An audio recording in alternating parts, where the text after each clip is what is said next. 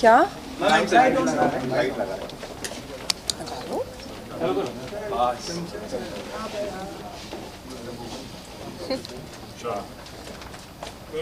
Ready? Okay so Sonakshi amazing ramp walk you know हम last में miss कर रहे थे कि आप डांस करेंगी कि नहीं करेंगी बट लास्ट में आपने डांस कर ही दिया तो सबसे पहले तो जानना चाहेंगे कि कैसा रहा अनुभव आपका? बहुत ही मज़ेदार। इनफैक्ट मैं जब यहाँ आई थी तो मुझे कहा गया था कि रेट्रो रीमिक्स कलेक्शन लॉन्च है, तो मैं सोची कि एलिगेंट होना होगा रैम्प पर वॉक करते वक्त, and they came to me and they explain to me and they said you know what, and then you just have to snap your fingers and then everyone start dancing with you. I was like ये हुई ना बात। So I really enjoyed myself, और ये मेरा छठा साल है स्ट्रीक्स के साथ, and I am really happy that I can every year we do something really new और बहुत ही refreshing. So I am very happy to be here. Good afternoon Sumit ji, कैसे हैं आप? बहुत खूब माशाल्लाह आप लग रहे हैं। Thank you. ये रेट्रो मेरा ख्याल कभी हमारे जीवन से, हमारे सिनेमा से, मतलब उसकी जो लोकप्रियता है वो कभी कम नहीं होगी ना? बिल्कुल नहीं।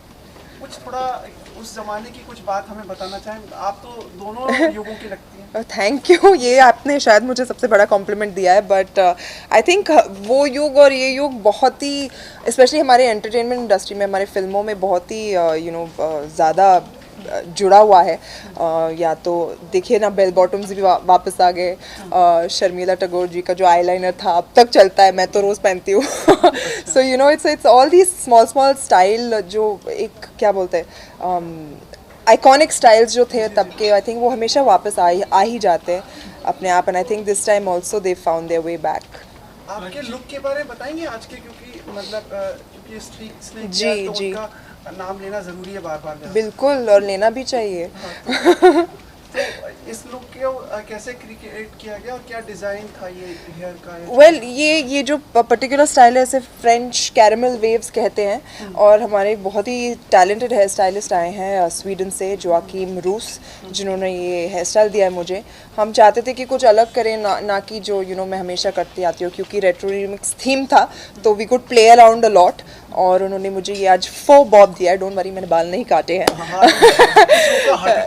नहीं मैंने बाल नहीं काटे, तो ये इसे ही क्रिएटिविटी कहते हैं, राइट? तो बिना बाल काटे उन्होंने मुझे छोटे बाल दे दिए, सो आई थिंक दैट्स ग्रेट।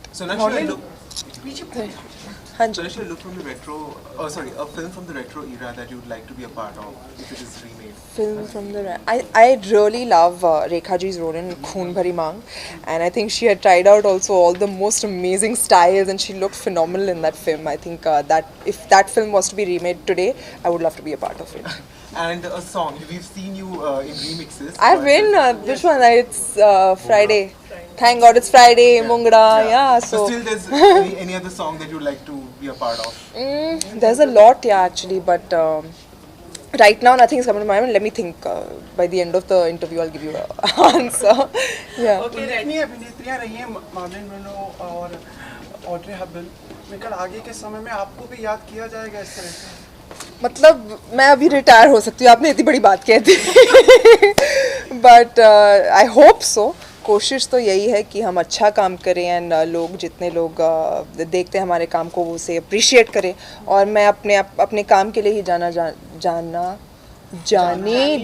चाहती हूँ। तो I think it will be great अगर मैं उस लीग में कभी आ जाऊँ। बहुत आप पहले भी इस तरह की कर रही हैं, अभी वो देखिए क्या आपका वो ट्रेलर आया जी, है, खानदानी शफा खाना, मतलब चौंका देती हैं आप लोगों को, है? अच्छी बात है ना, चौंकना चाहिए। कब कर रही थी ये भी नहीं पता चला। ये मैं कर रही थी, बस कहते हैं ना काम चुपचाप किया करो और बाद में बस एक धमाके के साथ आओ, एंड आई थिंक ये फिल्म के साथ भी यही हुआ।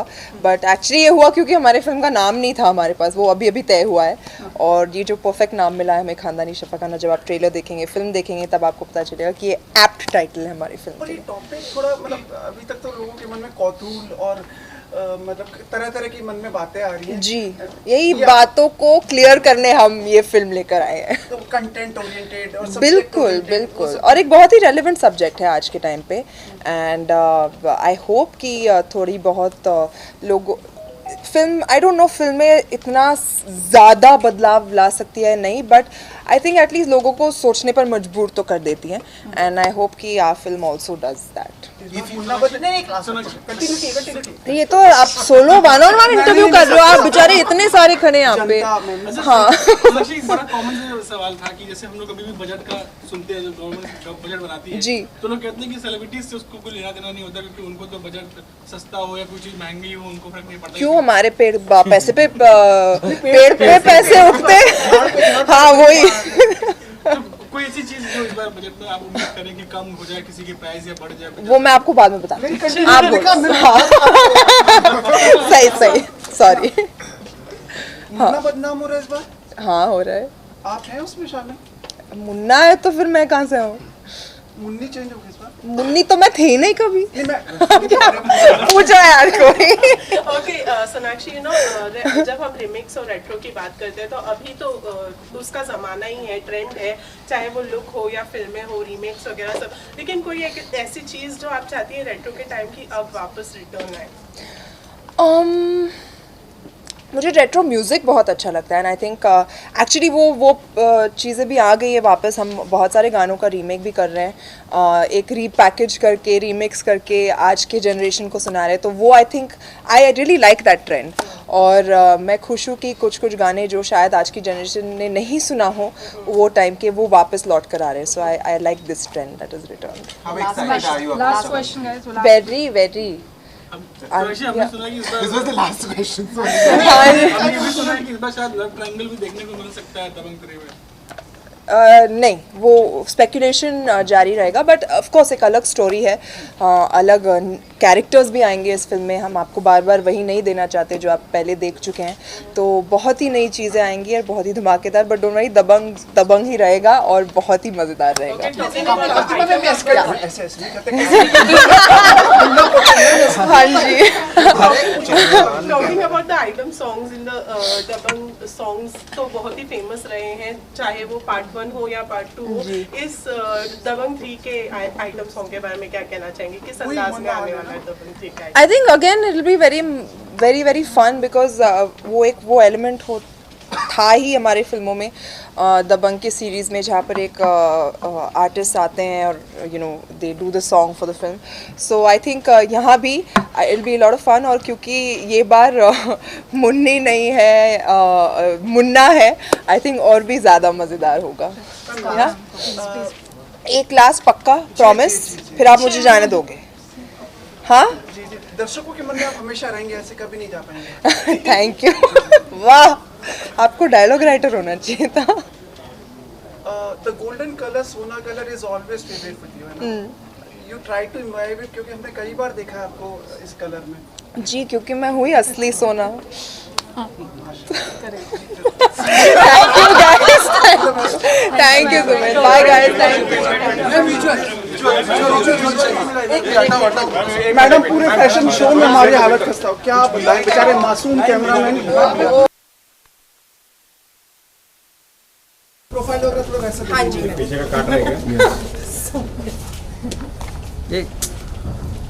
कितना प्यार करते हैं लोग, मतलब धर्मेंद्र जी आपकी तारीफ कर रहे हैं। हाँ जी जी, वो अब I am so fond of me. मैं बचपन में वो कंप्लेन करती थी ये शाहाना की। Thank you. ये लोग भी मिस्टर संजय लीला बंसाली से कम नहीं है, डिमांडिंग रहते हैं ना। अच्छी बात है, तो अच्छी पिक्चर बन रही है। हाँ, एक बार आप भी आइए ना। आप उनको बोलिए ना। Thank you guys, bye, thank you.